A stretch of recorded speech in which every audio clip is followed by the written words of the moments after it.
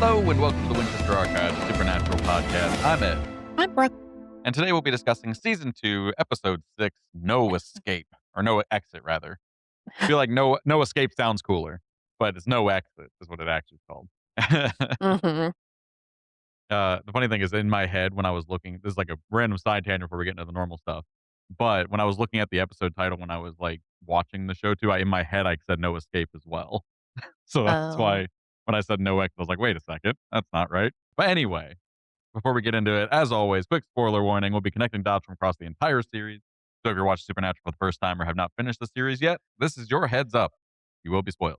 Mhm. Also, this was a content warning. We are adults talking about an adult show that deals with dark and sensitive topics. Expect adult language, mature discussion, and dark humor. And you can Mm. also find us on Upscrolled at Winchester Archive Pod, as well as YouTube and Patreon at Winchester Archives Podcast. Please like, share, comment, subscribe, all of the fun buttons. Share it with a friend, all the things to keep help us growing our community of archivists. We'd greatly appreciate it. Thank you so much. And now, Mhm. with all that out of the way, Brooke, let's get into the episode specs of this episode. The air date is November 2nd, 2006. Written by Matt Whitten, directed by Kim Manners, which I feel like this was a bad episode to give to Kim, but it is what it is. And the supporting cast is Alana Tall as Joe Harville. I have a one sentence synopsis because not a lot happens this episode. Mhm. So it is. Jo lies to her mother to go on a hunt with the brothers in Philadelphia, where young blonde women are vanishing. Yeah, And she is a young blonde woman. So, yeah. It's mostly focused on the drama between Joe and her mother, and then the boys and yes. her mother. So, like, the actual plot of the episode is fine, but Yeah, there's not a ton happening, so exactly. And Jared is very minimally in this episode. And that is because, if you remember, it might be the previous episode or the one before with it's the children the shouldn't play with dead things episode, yeah, which was, like, 2 episodes ago, I believe. he broke his wrist when she caught up to him, remember? Like, he even Mhm, says that, like, in character, he's like, "Oh, I hurt my wrist because like, she caught up to him when she wasn't supposed to, and it actually did mhm, break his wrist." So, he's, on and off this episode, and it is in a cast, and he yeah, I was say wearing a cast all episode too. so that's why it's mostly Dean and Joe this Yeah, episode. it's definitely more of a filler episode for sure. Yes. All right. So getting into the episode, we start out in Philly and we see a girl in an apartment and the lights are flickering out of control and she's on the phone with her landlord complaining about how she was promised a move-in ready place and it's not ready, Yeah. clearly. And now black goo is dripping all around the place, which It's is funny, gross. whenever that started happening, when, like, the it started oozing out of the wall, my first thought was that SpongeBob episode, "The walls will ooze green slime," except in my head, I was like, "Black slime." Yes, I thought of that too. You can tell we're millennials. Mhm. Yep. And then she also hears something, like, slithering around, and more black goo is coming out of the walls and the ceiling, and she's looking in, like, a hole in the wall, which would be like it looked like a socket, like an Mhm. electricity socket hole, and when she looks in there to look at the goo, she sees an eye looking back at her. That's where you run for your life. Yes, but she didn't. Well, she might have tried and then the ghost got her. Who knows what happened? True. Now we see the brothers at the roadhouse. Joe and Ellen are loudly fighting because Joe doesn't want to stay. She wants to go out and do some hunting. And Ellen is like, hard pass. You are never doing that, actually. Mhm. And awkwardly, some tourists walk in with I Heart Nebraska shirts. And they're like, hey, are you open? And Ellen says yes. And Joe says no at the same time. And they're Mhm. like, well, let's go to the Arby's down the road, which I said, nice ad placement because where the heck is the Arby's? They're in Yeah. the middle of nowhere. Yeah, I was wondering if that was an ad placement or if that was just, like, a convenient, because it's like, that it sounds like something some tourist person would just say, like, "We'll just go to the place down the road," but I guess it might probably was ad placement. We've seen the road they drive down to get to the roadhouse. They're, like, literally in the middle of nowhere. I thought this, scene was hilarious though, because the family just looked so uncomfortable, and I was like, "This is funny." Yes. And so Sam and Dean are like, "You know what? We're actually just gonna leave also." And Joe is like, "No, you need to stay. I need to hear your opinion." But then the phone starts ringing, and now Ellen and Joe are, like, playing chicken on who's gonna answer it. But Ellen gives in and answers. So Joe hands Dean the case file, and she's like, "It won't bite." And he says, "But your mom might." I love Dean's constant, like, fear of of Joe's mom. Like, he's such, like, a big tough guy, but then, like, Joe's mom, is just like he's scared. He's like, "Nah, yeah, but your mom might bite me." Like, I'm scared of her.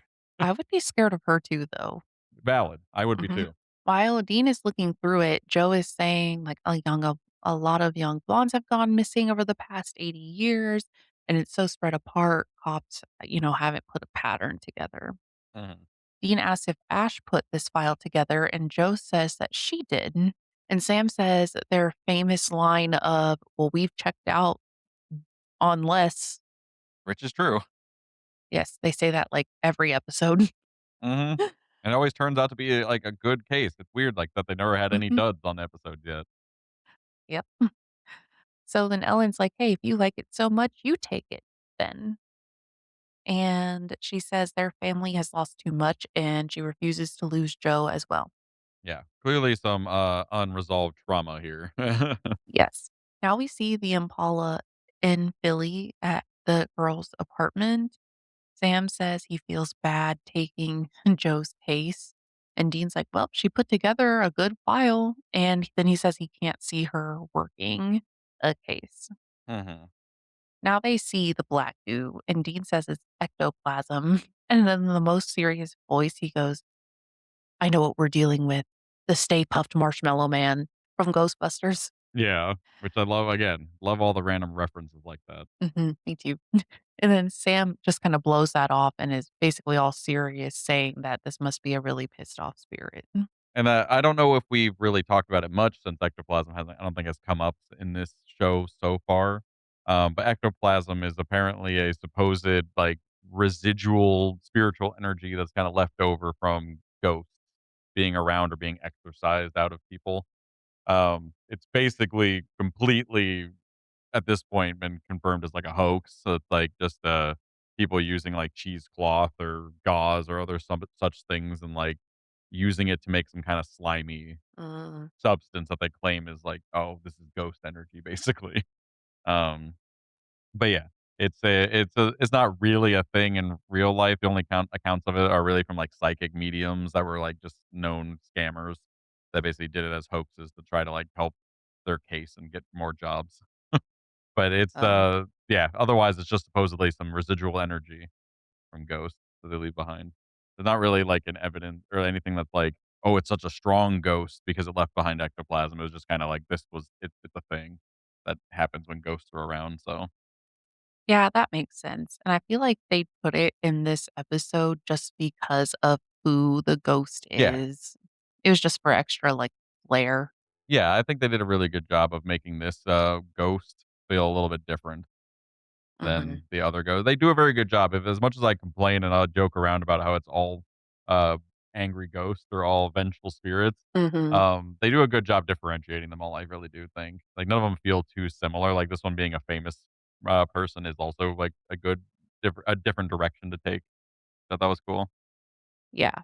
Yeah, they definitely did. So, they're walking around the apartment building and they hear the landlord talking to somebody about the apartment. They hide, like, behind a corner to not get caught, and then they see the landlord talking to Joe, Mhm. and Dean can't help himself, and he pops out from around the corner and says, "What are you doing here?" And she is like, "Oh, this is my boyfriend, Dean, and he brought his friend, Sam." And then Mhm. she's like, "Have you seen the apartment already?" And Dean, weirdly, I think, says yes. So I was like, "Why would you say that in front of the landlord?" But he I did. know. And then the landlord apparently is named Ed, and he's like, "How did you get in?" And Dean says the door was open, and he's just like, "Okay." Yeah, he just looks confused, but, like, not confused enough to pry further somehow.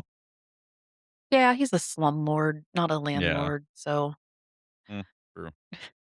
Joe distracts him and asks when the last person moved out, and he said it's been about a month, and then she says, "Okay, we'll take it," and she just hands him, like, a wad of cash, Mhm. and Which is then not how apartments work. no, but like I said, he's a slumlord, he's just like, Yeah, "Oh, cool, here's money. money, go in there then." Yeah, here's the key. Yep. So now they're in the apartment, and fun fact here, out of Dean's mouth, we hear him say, "Does your mother even know you're here?" But the captions say, "Does Ellen know you're here?" Mm, So interesting. he changed that up. That's funny.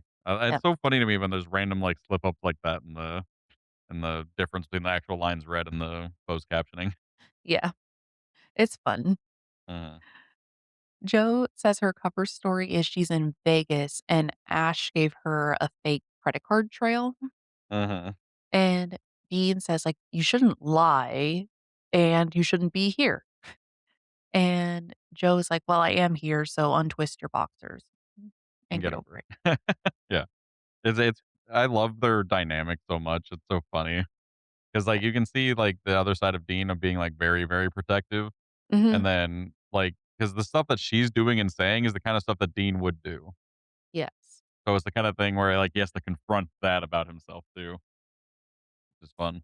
So, what's interesting is I was listening to an interview with her, and she said that Eric Kripke told her that she is supposed to be the female equivalent of Dean. And he's like, Mhm. he walks around like all cocky, so you need to do that too. And this was, out really before social media was big and they back when forums were big and her character was not well received after this episode.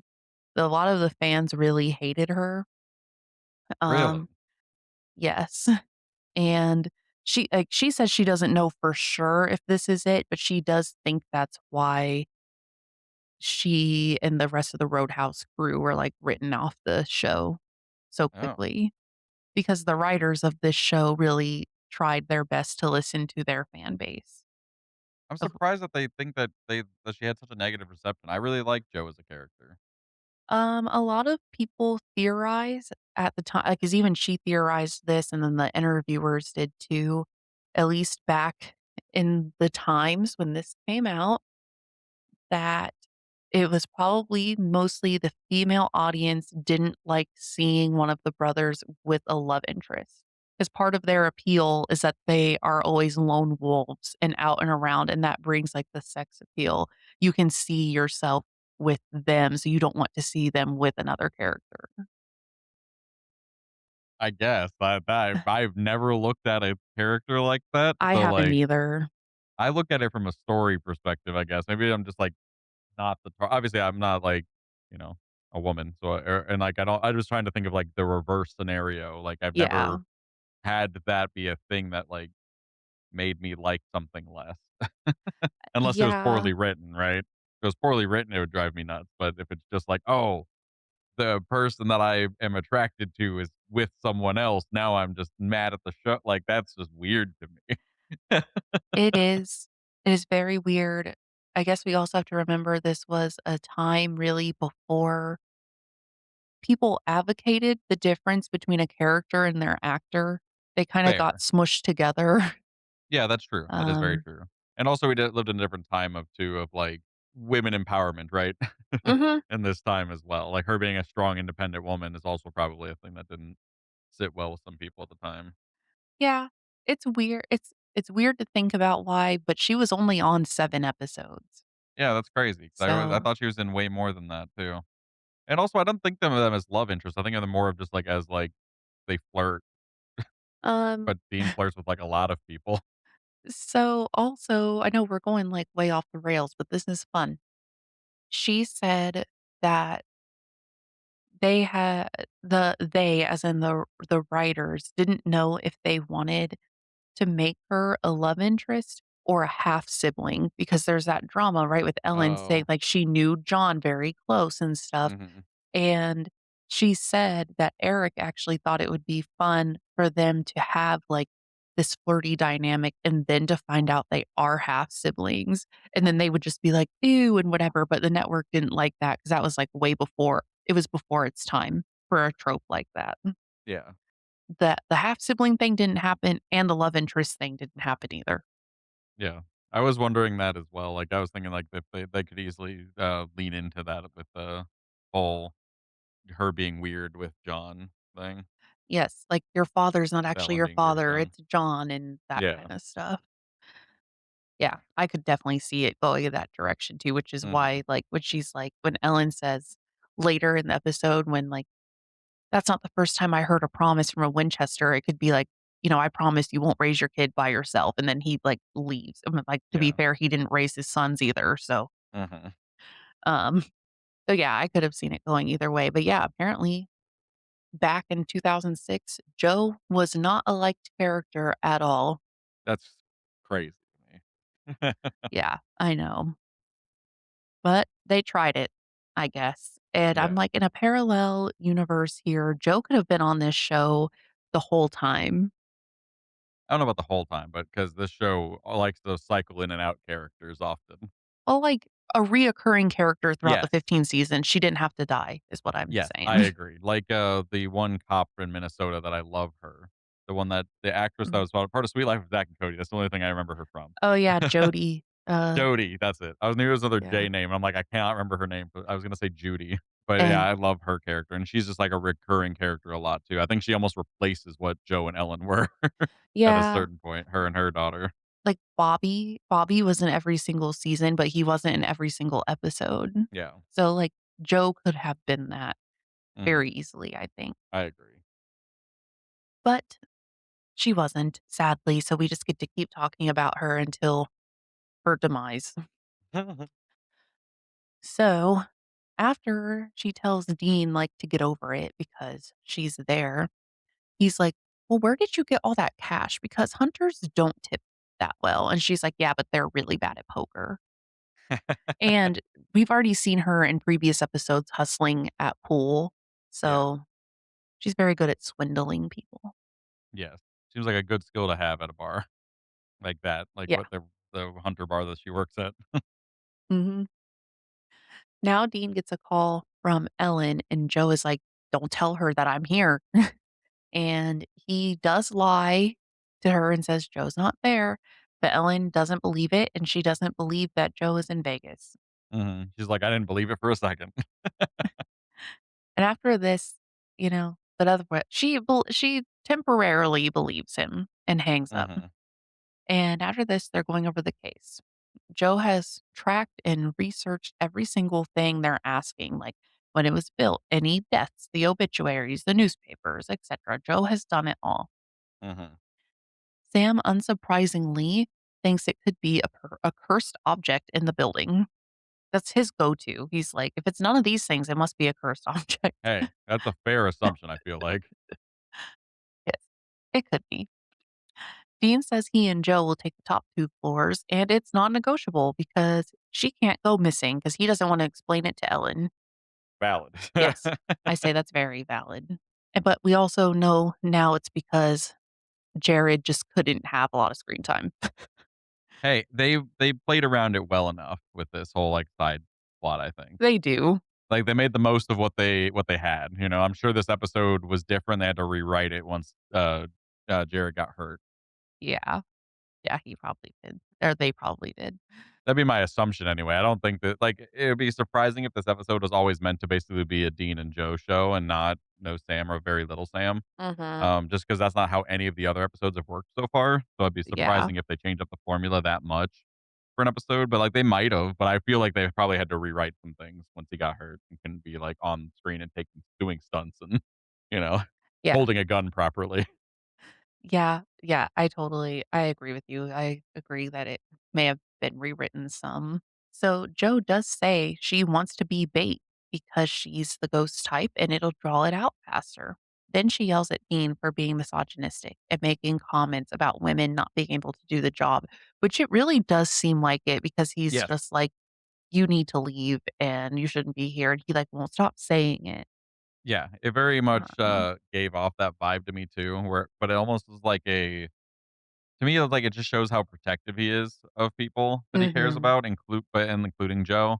But it Yeah. does feel a little misogynistic the way he's like, "Oh, women can't do the job, or she can't do the job, or she can't hunt, or whatever." Like, But it's sh also a good lesson for him to learn when she proves Mhm. herself later, you know? Yes. Or like how she couldn't have put the case file together. It had to have been Ash, like that Yeah, kind of stuff. like defaulting to that, yeah.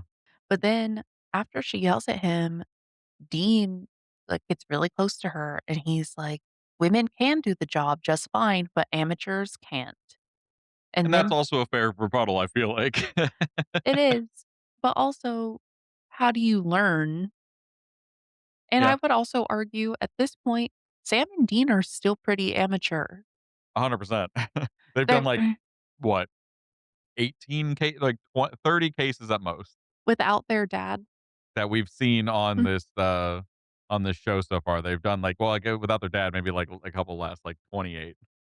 It's like, even in the pilot, when Dean mentions going on a case alone, Sam is like, "Dad let you do a case alone?" And he's like, "Well, I'm not a kid anymore. I'm 26 or whatever." Mhm. So, like, it's obvious they are new at doing this alone. Yeah, and it was And obvious too, like, when they found the demon and stuff, when they didn't understand what a demon was.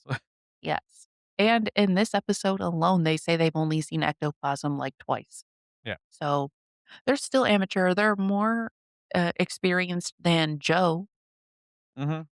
but Dean is just so full of himself. Yeah.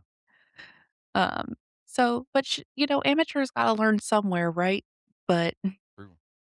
but then we get to the core of the problem. Dean says Joe has options and no one willingly does this job. So that's why he doesn't want her here, because he Mhm. doesn't want her to get stuck. Mhm. And then he says his dad started him so young, there's nothing else for him. And then he says he wishes he could do something else, which I thought was interesting because he's never said Yeah. that before.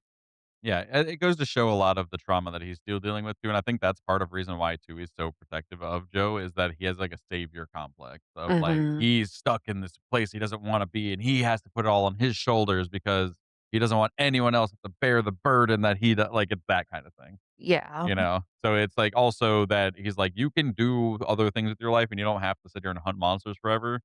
Like, yeah, it's Yeah. the same kind of stuff he says to Sam. Yes. And then he says she has a mother that cares about her and wants good things from her, and she just can't throw that away, which is true. But while they're talking, we are actually seeing a POV through a vent looking at Joe as she's Which is such a cool walking. shot. It is, and it's creepy. Hmm. And this creepy hand is coming out of the vent. But when she turns around, the hand is gone and she is spooked. Dean also then says there's a weird smell that he knows, but he can't figure out what it is.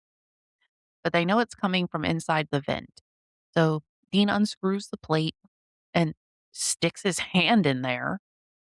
Yeah, which I thought was insane. Like, you are curious if something's in there, so instead of, like, looking as you're doing it, he's, like, just, like, full arm in the wall, head, like, to the side, not looking in the where his hand is even going or what he's Yes. grabbing at, because he could be grabbing at, like, a person or a demon or, like, a animal, anything, and he's just, like, reaching Yeah. his arm in. I wouldn't even do that at my own house. It is But what he morning does now. pull out is Joe blonde says to hair Dean ripped that right off the Sam is head. out getting coffee. Gruesome. It's like a Dean scalped sees her fucking twirling piece of around head. a small Ugh. knife, Yes. so he hands her a bigger one And and now we says see a it'll work blonde lady better. in another So then apartment she in the shows same him that the building. small one The was lights her are flickering dad's. a lot, So he and now takes the his ceiling is back getting and like he's a like, "My line bad." drilled into it. Mhm. Then she And asks instead of Dean leaving, what the she's just first memory sitting of there his watching dad the is that, like, line pops into his head. continue to get And longer. he, like, Mhm. hesitates. He But she really doesn't actually wanna does try share, to but leave then once he it does. starts getting And he worse, but says the his door dad took him won't shooting for open. the first time around age And now the 6, creepy hands are coming and out of Dean the vent bullseyed and every they grab single her. hand. And his Another dad always victim. had, like, a big smile each time. Also, And that's crazy. It was the first time you've been shooting and you get bullseye everything. Crazy. yes. Right. And And you're Joe's 6, yeah, he's seen a lot of shooting apparently. apparently. And Joe says that John must have been proud, and Dean just kinda, like, chuckles and then says, like, "What about your dad?" Mhm. And he Because, like, doesn't it looks kinda sad about it. he was, John was never proud. Yeah, it's one of those things where he knows that, like, he probably was proud, but, like, not in the way that you want. And then she recalls a time where basically when her dad would come home from a hunt and she would be so happy to see him and her mom would be happy. And basically that hunting keeps her close to him. Then Sam comes running in and Dean's like, "Where's the coffee?" Because he's empty handed. And then Sam is like, "There's cops outside and someone else is missing." Mm, the plot thickens. That apartment is in the same condition as the one that they are in. Joe finds an old photo and they find out that the field this place was built on was next door to a prison, and they would hang people in the field this place sits on. And they have a list of 157 names that they need to narrow down. It's a lot of names. Yeah. And they see Herman Webster Mudgett, and Sam says that's H. Holmes' real name. So that sticks out. And then Uh-huh. Joe is like, "Who even is that guy?"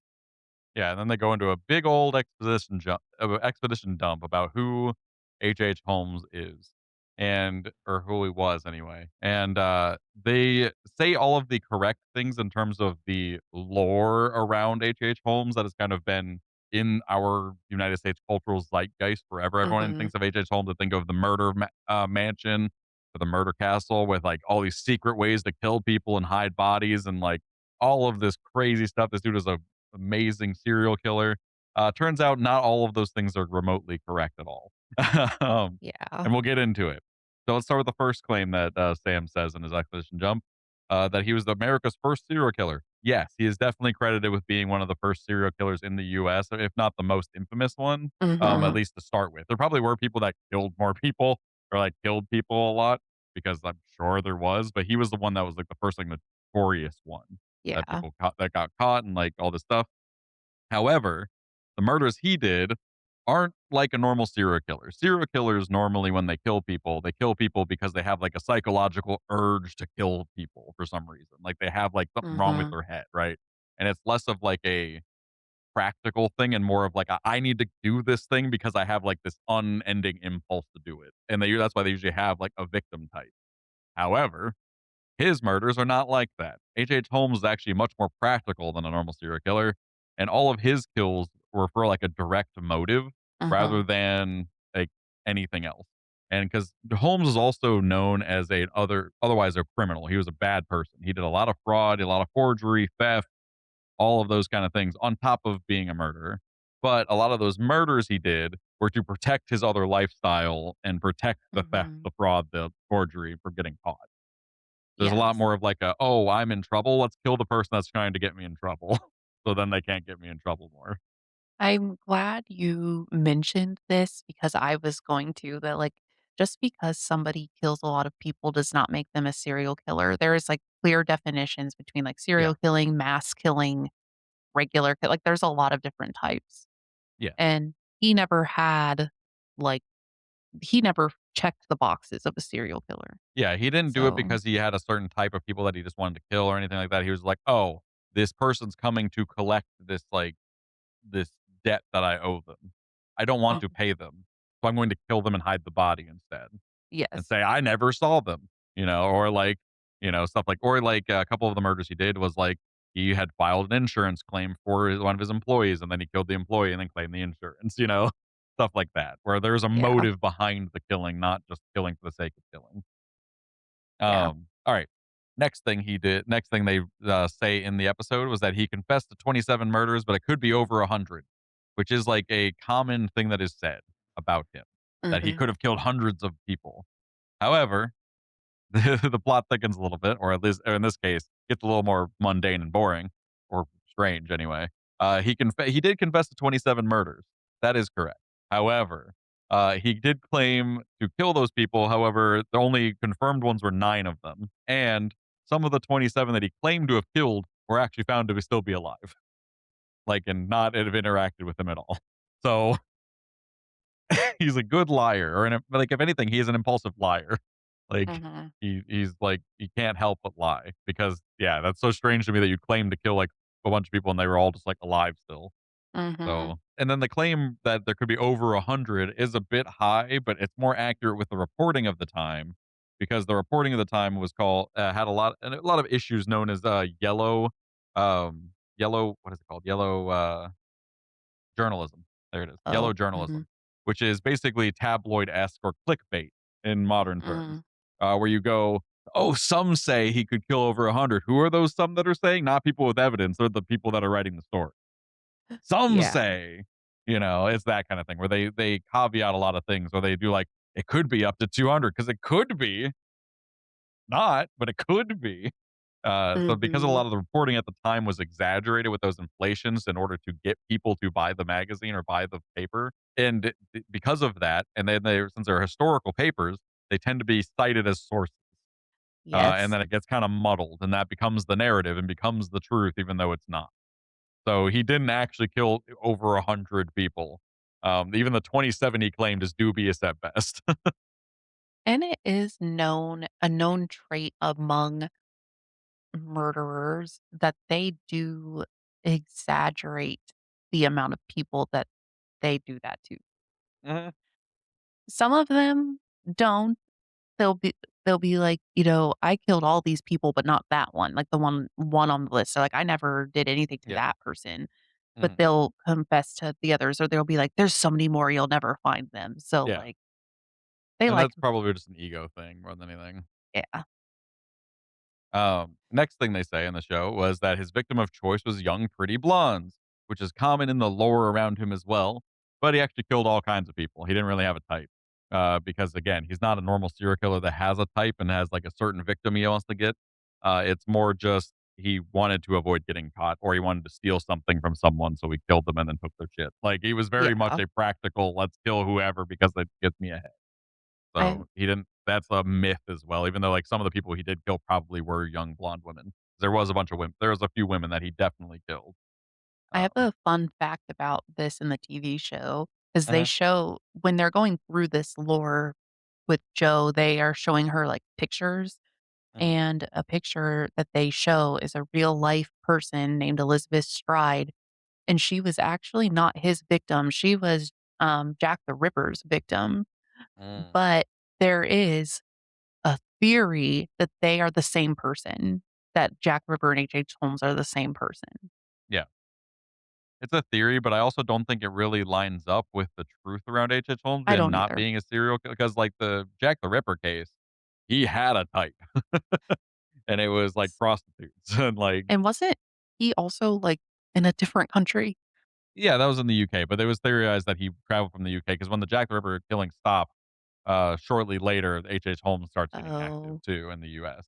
So it yeah. was theorized that he could have been the same person and jumped countries and then, started up again. But that's again, I understand where that can come from, and that's a fun thing to think about, but I don't think they're the same person, I don't either. realistically. But Because, yeah, like, if he was Jack the Ripper, he probably would be killing prostitutes more and also be dissecting their bodies more like the Jack the Ripper did. All right, next thing Dean says is that he kills with chloroform, but that's also not the case.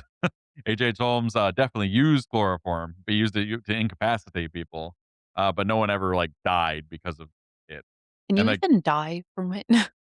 I'm sure because if I'm sure maybe I don't know. It's one of those things where like maybe if like the rag's on your face too long, it's Oh, like you can't breathe oxygen. Maybe like I don't know. yeah. However, one prominent use one thing I found amusing during my research of this is one, prominent use of chloroform that he used was on his scamming partner, Benjamin Freelon, Peitzel, where he chloroformed him and then set him on fire. But the forensics presented at trial showed that the chloroform was administered after the body was burned to potentially stage as like the murder as a suicide rather than a murder in case Mm, he was caught. But he have also apparently used poison and starvation as well, and keeping people locked away, similar to like the show at the end, like the climax of the show, where they're in those little boxes. They kind of use similar things in order to mhm. kill some people. Despite the last episode where we saw a woman light herself on fire to kill herself, people don't do that. That's a slow way to go. Well, I don't know if it's slow, but it's definitely agonizing. Like, you'll lose consciousness pretty quickly from overload, but All I'm saying is if you are going to kill somebody, you wanna stage it as a suicide, lighting them on fire is not the way. yeah, I agree. And then putting, chloroform on them posthumously. They chloroform themselves in a fiery room, Yes, which I just guess. makes no sense. The next thing they mentioned was that it will not be easy to salt and burn his bones because he's buried under concrete, which is not the case. In fact, he did make that request because he also was known as a grave robber, and he was worried that people would grave rob him just like he grave robbed other people. Mhm. Uh, but he made this request before he died, and it was completely ignored, uh, understandably. So they just put him in an unmarked grave at the Holy Cross Cemetery in Pennsylvania, and then kept it going. So it would have been very, very hard to find him if they wanted to actually find his bones in this episode, regardless. But he wouldn't have to dig under concrete because that wasn't a thing that ended up happening, which I found. But the fact that that's part of like the lore and also part of like the story of the show, I found amusing because the end of the episode they Yeah. used concrete to defeat him. So I thought Yeah. that was kind of a cool little bow tie scenario. And finally, Sam talks about the infamous murder castle and all its hidden rooms and trapdoors and rooms to kill people and all this stuff, which is all a myth. It's all fabricated as well. There was some secret doors and secret hallways, but the staff of the building and other people knew that they existed, and they were mostly used for insurance fraud and for hiding furniture that was stolen from people or stuff that there's one case where he put like some furniture in there that he bought on credit and had no intention of paying, so he hid it in like the secret rooms. And I'm Uh, like, yeah, again, everything he did was about insurance fraud and scamming and money and getting himself ahead, but not really all this crazy torture stuff that like has become the social cultural zeitgeist around him. Um, and in reality, the first floor consisted of fronts and a pharmacy, and that pharmacy is also where he got some of the like chloroform and other things he used to mhm. poison people. Because apparently there was one case where an eyewitness saw him pouring some black liquid down some like in someone's mouth, and then they Mm, died shortly later. But like that one probably was ruled like a accidental thing because it was like medicine that was yeah. administered wrong. And also I found that amusing because it's a black liquid like the ectoplasm in this episode too. Uh, Yeah.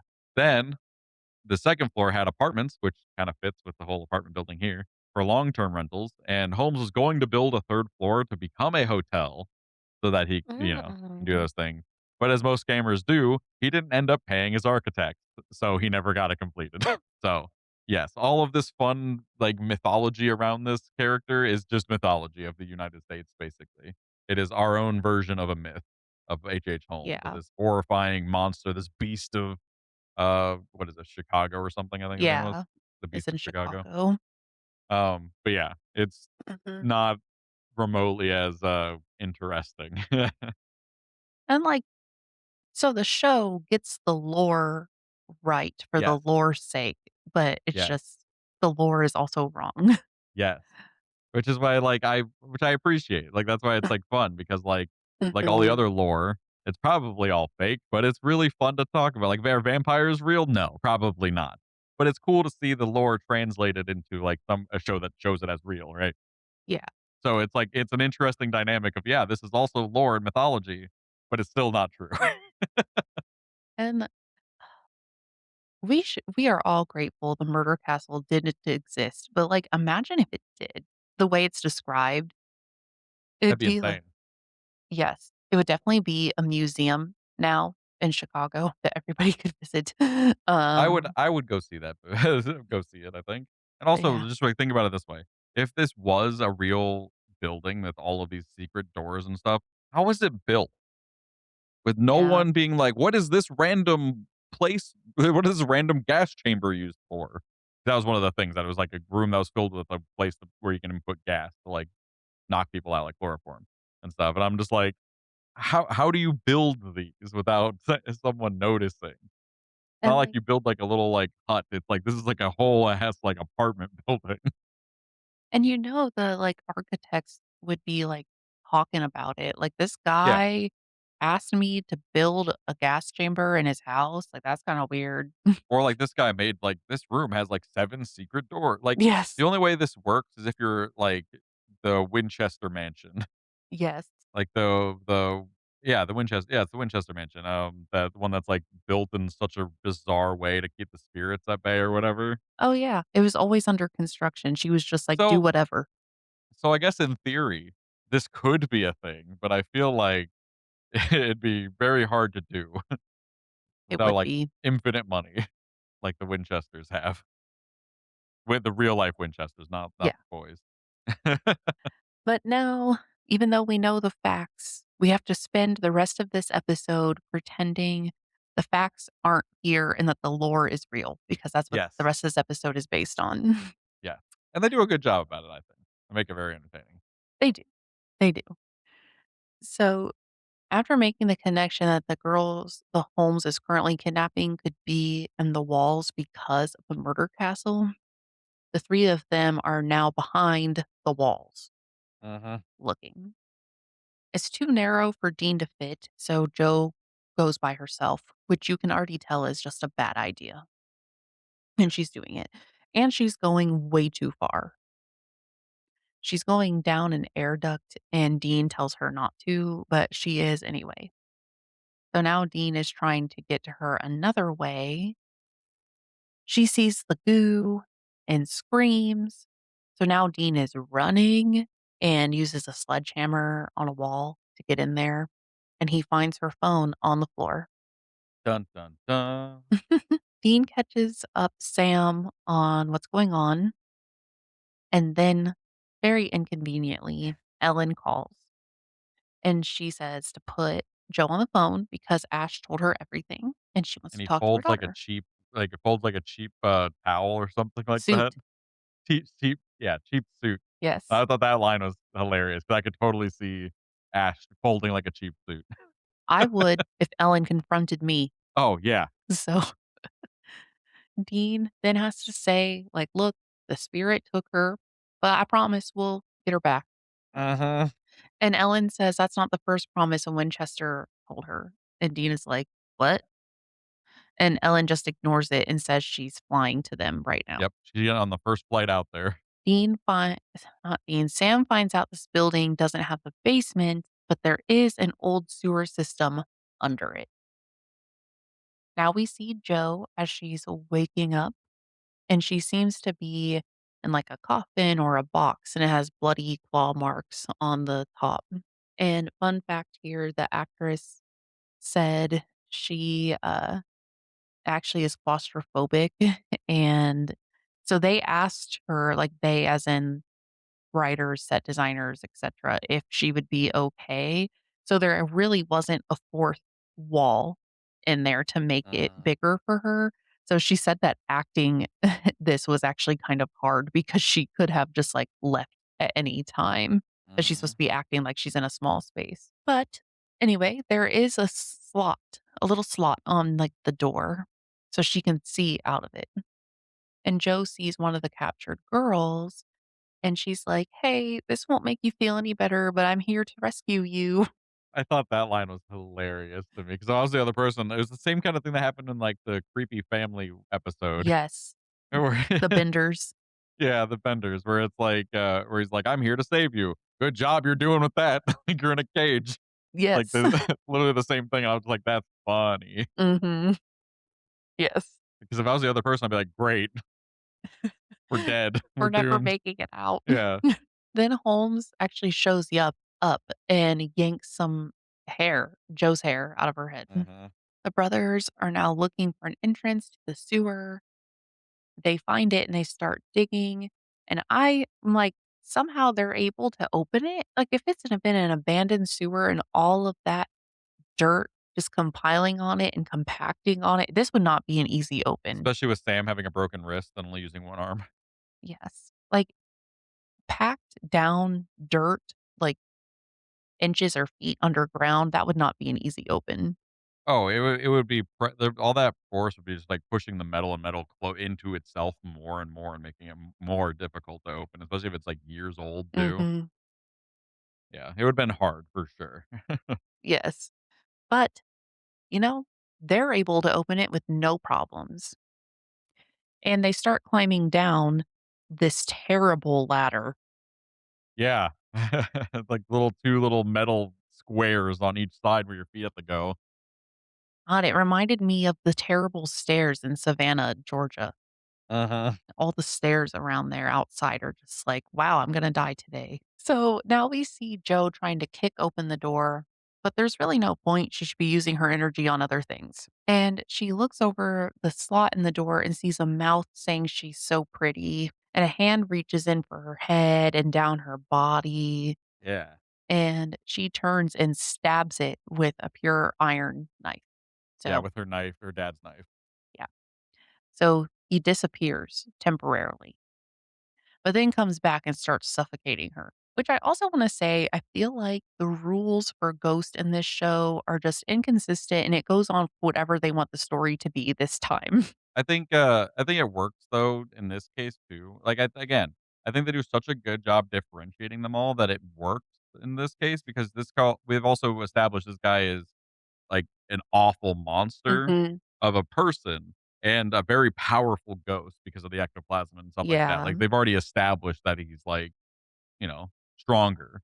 So I guess it Yeah. would make some sense. And he's also known for the chloroform thing, like suffocating and killing them. So like it makes sense that he would like do that to me Yeah. as That like a makes power. sense. But like, yeah, I thought it was interesting too that it's like, oh, a ghost can suffocate someone. Hmm. So Dean comes in and shoots him with rock salt. So he goes flying across the room. And now they're getting the girls out. And Joe's like, we need to leave. And Dean says, her being bait is the only plan that they have, Uh-huh. actually. And Sam takes the other girl and saves her, somehow Yeah. gets her up that awful ladder with his With a broken broken wrist. wrist. Yeah. We're just forgetting about that. It's okay. So Joe is just sitting there in the middle of the room waiting for him, Holmes. And he appears, and then he realizes they had set a salt circle No, what they around. did was even smarter. They set them all up in tarps. So Oh, they're, like, held yeah. up until he was in there, and then they shot a thing that dropped them all, Yes. which That's is much really better. cool. I couldn't remember how they did it when I was writing this, so Yeah. that's why I didn't include it. Mhm. And when he realizes that it's a salt circle, he just kinda starts screaming. Yeah, he's Eh just like, "No, I've been defeated," basically. yes, and Joe is like, "Keep screaming, you're not leaving, though." And And then it was a they good amount of salt, so, like, it makes sense that he'd just kinda be stuck. and then when they're out of the sewer, Joe asks what's going to happen if somebody finds it or if a storm comes in, and, Dean just kinda rolls up with a cement truck to fill in the sewer. Mhm. Which I thought was amusing because of the whole him being buried under feet of concrete. It's like, now he is. His ghost Yeah. is, because 'cause they're burying the salt under concrete, Mhm. trapping his ghost there forever. So now they're headed back to the roadhouse, and apparently they had to pick up Ellen from the airport. Mhm. So now Dean and Ellen are in the front, and Sam and Joe are in the back. Dean is trying his best to make small talk, and nobody Just trying to is lighten the mood at all because it's yeah, just so awkwardly tense. no one is having it. And then he turns on some music, and it's like the "You're as Cold as Ice" song, and Ellen just shuts it off. And then, Dean's like, "Wow, this is gonna be a long ride." Yeah. Yes, it will be. And then there's a time jump. They're back at the roadhouse, and Dean says, like, "For what it's worth, Joe did great, and her dad would be proud." And Ellen says, "He can't say that, like, not coming from him." Mm. So it's a second jab Dean has had, and he's like, "Okay." Yeah, And he looked super uncomfortable. He's just like, "Okay, my bad." so at this point, you're like, "Okay, what happened between Ellen and John? Like, Mhm. what's going on?" And luckily for all of us, we find out the next sentence. Ellen tells Joe that her husband slash Joe's dad went on a hunt with John, and then, something bad happened. So then when Joe goes out to tell Dean, she says that John screwed around and got her dad killed. So now Mhm. she needs some time away from them, even though that really doesn't fully explain, like, what even happened, Yeah. but it's clear that Ellen blames John or John blamed himself, so that's a story he told Ellen, Mhm. and, uh and yeah, Yeah. so there's some resentment there, and that's where the episode ends. Yeah. Very sad ending there. Alright, so moving on to our crime counter. We got stealing a cement truck about 5 years, a B&E into that apartment about 6 to 12 months, and then breaking that hole in the wall with the sledgehammer. If that damage exceeded $1,000, it could be 6 to 12 months. Yeah. But I it didn't seem like it would to me, really. Probably just more Mhm. of a fine. And I'm sure that landlord wouldn't even know. He would just like, it doesn't seem like a very attentive landlord is what I'm getting at. He'd just be like, "Oh, Uh-huh. there's a hole, I guess I gotta fix it. Yeah. Maybe I will, maybe I won't," kinda guy. Yeah. All right, moving on to our episode ratings. For story and pacing, we both gave it a 4. Mhm. Yeah, it was a good story, and it Yeah. didn't tie up quick. It was very well paced. Yeah, I thought it was a very good, very well paced. I liked the way the ending was. Like, I liked the ending. It was very different than their other endings of the episode. They didn't just like kill the monster and oh everything's happy. Like they trapped him in like a like trapped him in a circle forever. And it's like that's a different way to do it.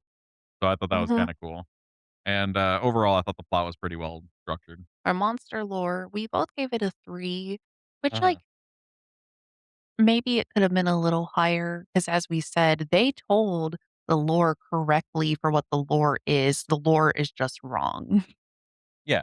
The way I judged it, I also gave it a 3 because of 1, got some points off because another goddamn vengeful spirit, because it's Mhm, only fucking ghosts. Uh, so I did take some points off for that because I'm just like, it's just only ghosts. But I did give them credit for it being, 1, a famous ghost, which I thought was mhm. an interesting thing. And also they were very accurate with according to the lore, but the lore is also not accurate. So, it's one of those weird, like, in between things of, like, I thought they did a good job of making it differentiated from other ghosts, but not good enough where Mhm. I thought it was worth more than a 3 because it was still just a ghost, and they used rock salt and pure iron, and then salt, and then, you know, Yeah. that's it. That's what they used against every other ghost ever. So, Yeah, that makes sense. For character development, we split a little here. I gave it a 3 just because, I feel like it's setting up more character development. Like, we got little nuggets of info that set up a greater story arc later.